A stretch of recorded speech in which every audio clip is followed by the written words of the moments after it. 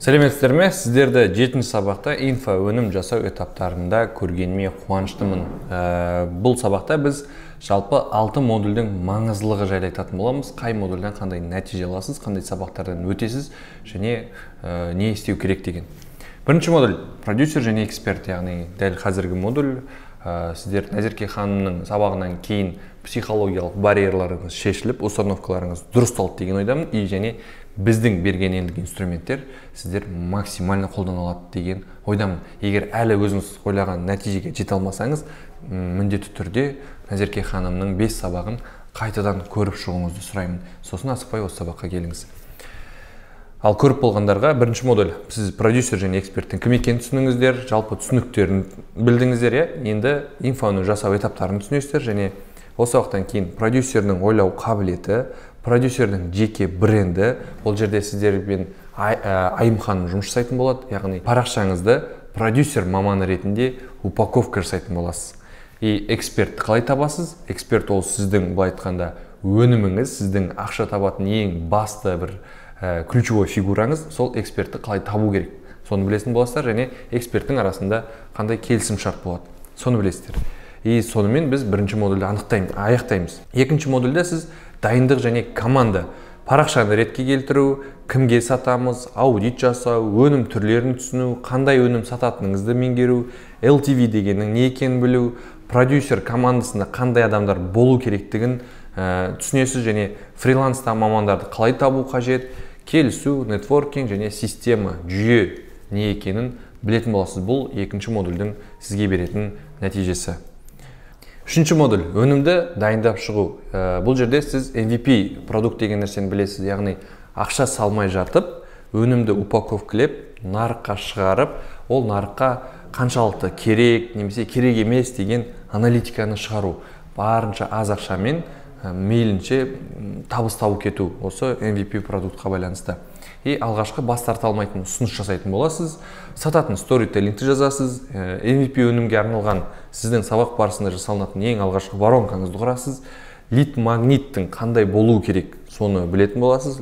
Лид магниттің өзінің структурасы болады, соны осы үшінші модульде білесіз. Және auto page one time offer деген воронкадағы бір беттік сайт болады, оның структурасы қандай болады, соны білесіз. Және жарнамаға түсірілетін, немесе сайттарда түсіретін, сататын видеоның сценарийін жазатын боласыз. Оның өзінің алгоритмі бар, соны меңгересіз. И үшінші модульде жасалынған MVP-ді сіз нарыққа шығарасыз міндетті түрде. Ол үшін таргетинг жарнамасын меңгересіз, яғни сізде жарнама жіберу қабілеті үйренесіз осы таргетинг сабағында.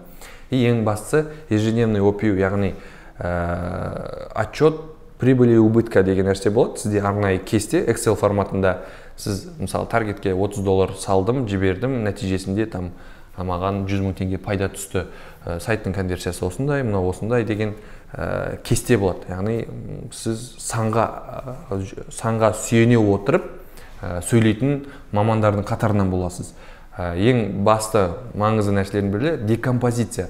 Яғни сіз 1 миллион теңге табысқа шығу үшін қандай жарнамалық расход жасауыңыз қажетсіз, ол үшін сайтыңыздың конверсиясы қанша болу қажет, ол үшін қанша адам өніміңіз сатып алу қажет деген сіздің жұмыс жасайтын, былай айтқанда бір планыңыз, картаңызды осы декомпозицияда қалыптастырасыз. Бұл үшінші модульде алатын сіздің негізгі нәтижеңіз осы. Төртінші модуль Инстаграмдағы сату сценарийі. Прогрев деген не, яғни сатпай сату, клиентті өнімге қыздыру, әлі сатылымды айтпай жатып, клиенттердің сіздің өніміңізге былай айтқанда кезекке тұрғызып тастау, бұл өте күшті, өте қызық инструменттердің бірі. Осыны төртінші модульде білесіз. Сату сценарийін жазасыз және адамды сатылымға итермелейтін триггерлермен танысасыз. Бесінші модуль. Бұл менің ең бір сүйікті бір инструменттерінің бірі сататын вебинар құпиясы, яғни автоворонка. Вебинарда қандай техникаларды қолдану қажет, қандай рычагтарды қолдану қажет, чтобы клиент көріп отырып, сізден сатып алуды өзі қалап отыру үшін сторителлинг қалай болу қажет, немесе вебинар сценарий қалай болу қажет деген негізгі қабілеттерді осы жерден аласыз. Қараңыздар, сататын вебинар бұл бір өте күшті сұмдық былай айтқанда инструменттердің бірі. Себебі сізді таңертең танымаған адам жарнаманы көріп, кешкі сабақта вебинардан уже сізден сатып алуы қажет. И бұл вебинардың құпиясын сіз 5-ші модульда білесіз, және алғашқы автовебинардың воронкаңызды құрайсыз, воронкаңыздағы копирайтингті жазасыз и вебинардың техникалық настройкасын жасап шығатын боласыз. 6-ші модуль сату және масштаб. Сіз 5 модульда уже продюсер ретінде қалыптасып шығасыз. Продюсерға керек қабілеттерді меңгересіз, білесіз. Ең басты нәрсе уже 6-ші модульда үлкен продюсерлік орта ашу үшін не істеу қажет, сату бөлімін құру үшін не істеу қажет, ол үшін сату скриптісі, менеджерлермен жұмыс, ары қарайғы даму стратегиясы и хади циклы деген нәрсе бар, гипотеза тестілеуге арналған, соны түсесіз. Ең бастысы NPS, яғни продуктының өнімнің сапасын зерттей алатын боласыз. Яғни бұл өнім қаншалықты клиенттерге ұнайды немесе ұнамайды деген нәрсені осы NPS арқылы біліп отырып, сіз ары қарай өнімді дамыта аласыз. Бұл сіздің осы 2 айдағы, 6 аптадағы меңгеруіңіз керек 5 модульдің негізгі тақырыптары осы. Және продюсер мен эксперттердің қызметтері. Қараңыздар, продюсердің қызметтері бұл экспертке қарағанда әлде қайда көп, себебі продюсердің атқаратын жұмысы көп. Мысалы, жақсы эксперт тапқаннан кейін келіссөз жүргізе алу бұл продюсердің қызметінің қатарына жатады. Және нақты қадамдармен жоспар құралуы. Бірінші біз марафон жасаймыз, потом вебинар жасаймыз, вебинар мынандай болады, өнім мынандай болады, оның тақырыбы осындай болады деп қадам-қадаммен жоспар құралу бұл мықты продюсердің белгісі. Эксперттің алдындағы запустерін талдайсыз, яғни эксперт осыған дейін бірнеше рет уже сатып көрген болуы мүмкін, және сол сатылым барысында оның нәтижесі қандай болды, соған анализ жасай алу, бұл тоже продюсердің қызметіне жатады. Кемшілік тұстары мен өсу зонасын анықтау, яғни жаңағы жасаған запустың қай жағы дұрыс болды, қай жері бұрыс болды деген нәрсені анықтай алуымыз қажет. Келісім шарт ұсыну, табыстың қандай үлесін продюсер, қандай үлесін эксперт алу деген нәрсе тоже бұл продюсердің қызметтерінің қатарына жатады. Экспертке распаковка личностіне жасайды, яғни сен мынандай экспертсің, сенің адамгершілік жағың мықты екен, и осы нәрсені біз басқа адамдарға көрсете алуымыз қажет деген секілді, әр эксперттен белгілі бір халыққа ұнайдау деген секілді мықты упаковка жасай алу, бұл продюсердің қызметі. Эксперт блогының целевой аудиториясын анықтау, конкуренттерге анализ жасай алу тоже продюсердің қызметі. Инфоөнімнің оптималды тақырыбын, бағдарламасын, баға тарифтерін барлығын қою, бұл да продюсердің зона ответственностіне кіреді. Яғни осындай бағамен сатамыз, тақырыптар мынандай болады, продюсердің сабақтың аты осындай болады, және офер осындай болады деген шешімнің барлығын продюсер енді экспертпен ақылдаса отырып жасайды, бірақ негізгі қабілет продюсерде. Команда құру, берілген жұмысты қадағалау, сату воронкасын, прогресс структурасын құру продюсердің қызметіне жатады.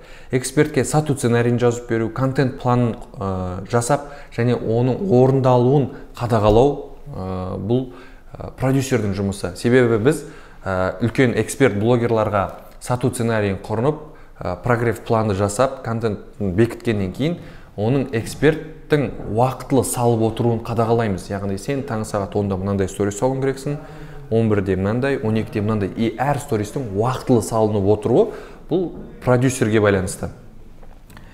Келесі, экспертке сататын вебинар структурасын құру. Бұл продюсердің негізгі қаруларының бірі.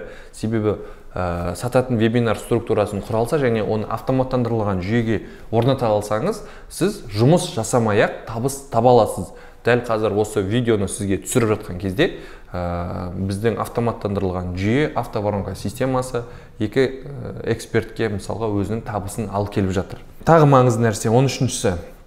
Вебинардың өту уақытын тағайындап, барлық техникалық настройкалар жасап, экспертке вебинар өткізуге көмектесу. Себебі сату сценарийінің ғана болуы, вебинардың структурасының ғана болуы ол жеткіліксіз. Эксперттің вебинар өткізу барысында ештеңеге алаңдамауы, көңілінің жай болуы, состояниясының мықты болуы бұл продюсердің жұмысы. Себебі мықты состояние бұл мықты сатылымға тең. 14-ші жасалған жұмыстарға анализ жасай алу. Біз бүгін таргетке осынша ақша салдық, сайтымыздың конверсиясы осындай болды, ботқа адамдар 500 адам өтті, бүгін вебинарға 450 адам кірді, есесінде осынша адам сатып алды деген әрбір этаптағы қадамдарды, клиенттің қадамын зерттей алу және соған терең анализ жасай алу бұл продюсердің қызметтерінің қатарына жатады. Енді эксперттің қызметтері. Көргендеріңізде эксперттердің қызметі продюсерге қарағанда әлдеқайда аз, бірақ бұл маңызды емес деген сөз емес. Эксперттің қызметтері де өте маңызды. Ең бірінші қызмет бұл өнім жасау. Яғни эксперттік білімін өнім ретінде құрастыру бұл эксперттің қызметінің қатарына жатады. Өнім бойынша өз қарасын білдіріп, кімді конкурент ретінде санайтын айтуы, продюсерге ақпарат беруі бұл маңызды. Продюсермен келісім шартқа отыруы, инфоөнімнің стилистикасына көзқарасын білдіруі. Мысалы, продюсер кейде бір стилистика ұсынуы мүмкін, ол экспертке ұнамауы мүмкін, және оны продюсерге айта алу бұл өте маңызды. Продюсерде оны сұрай алу қажет. Қалай ойлайсың? Мынау сенің целевой аудиторияңа жарасымды ма, өтімді ма? Эксперт өз ойын білдіре алу қажет, және продюсер сол эксперттен шыққан инициативаны қарсы ала алу қажет. Себебі қараңыздар, сіздер бір өнім жасайсыз, оған бір упаковка жасайсыз продюсер ретінде, бірақ оны эксперт қабылдай алмаса, саналы түрде, яғни, бірақ сізге айтпады, маған сіздің упаковкаңыз, сіздің оферіңіз ұнамады деп айтпады, бірақ мида, подсознанияда қалып кетті. Ол сату барысында автоматты түрде, былай айтқанда, сіздің сатылымыңызға әсер етеді. Себебі эксперт ол стилистиканы қабылдамады. Сондықтан продюсер ретінде эксперттің өнімді бірінші өзі сатып алуы, яғни сатып алу дегенде өзі қабылдауы, бұл өте маңызды. 5-ші, сату сценарийін продюсермен келісіп өз блогында жариялауы, яғни продюсер басқарушы, мына жерде эксперт атқарушы болып отыр. Бұл симбиот бір-бірімен тығыз байланысты. 6-шы, прогрестерге керекті деректерді беруі. Мысалы, продюсер эксперттен сұрайды, бүгін маған мынандай тақырыпта видео қажет. Немесе маған сіздің 10 жыл бұрынғы суретіңіз қажет. Немесе маған сіздің қиналып жатқан кездегі осындай бір суретіңіз болса керек. Сол деректердің барлығын бере алу бұл эксперттің қызметі. Себебі продюсер ол деректерді сату үшін вебинар структурасына, мүмкін сайттарға, мүмкін жарнамаға қолдануы қажет. Және ол әрине эксперттің рұқсатымен. 7-ші, продюсердің сценарий бойынша өз блогында продажаны ашуы, жабуы. Яғни продюсер рұқсат берген кезде ғана ашады. Біз мысалы 14 күндік прогрев план жасаймыз. 14 күннің ішінде продажаны мүлде ашпау керек. Егер продюсер экспертке запрет қойса, 14 күн бойы продажа ашпа деп, эксперт оны орындау керек. Яғни адамдар сұрап жатыр екен деп аша салу, ол прогревтің планын бұзады. Уақытылы болды бүгін жап, даже адамдар клиенттерің сұраса да мүлдем сатпаймыз деген нәрсені эксперт орындау қажет. 8-ші, қосымша вебинарлар өткізу, әрине керек болса. 9-ші, чаттарда белсенді болу, жауап беруі, яғни бұл өнімнің сапасына тікелей әсер етеді. Себебі продюсер сату жағын алса, эксперт клиентті күтіп алу жағын қарастыру қажет. 10-ші, продюсермен келісімге келу үшін толық ақпарат беріп, қойған сұрақтарына жауап беру қажет. Бұл эксперттің қызметтері. Сонымен, 7-ші сабақтың үй жұмысы. Нарықтағы сіз білетін продюсерлер мен эксперттердің тізімін нишалармен бірге қосып жасаңыз. Осы сабақтың астында біз сізге дайын Excel форматын қалдырып кетеміз. Сол жерге бірінші өзіңіз мойындайтын немесе білетін продюсерлер жазып шығу, эксперттерді жазып шығу және олардың нишаларын жазып шығу. Instagram аккаунтын немесе аты жөнін деген сияқты.